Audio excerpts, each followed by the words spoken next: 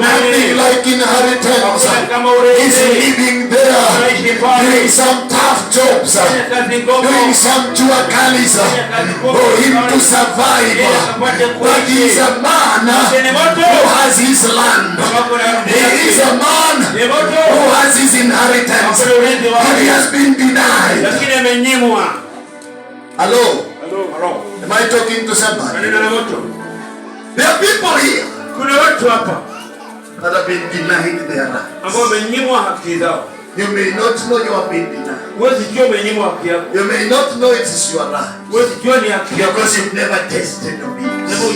But I came to tell somebody, and there is something, there are a lot of things that God has in store for you. There are blessings with your name written on it. But because you've never tasted of them, you do not know it is your right.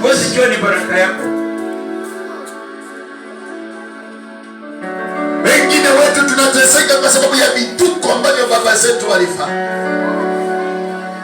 Wengine baba zenu wakaua watu kwa sababu ya mashamba. Wengine wetu mama zenu walitoa mimba, wewe ulikuwa mimba ya 9 ndio ulizaliwa.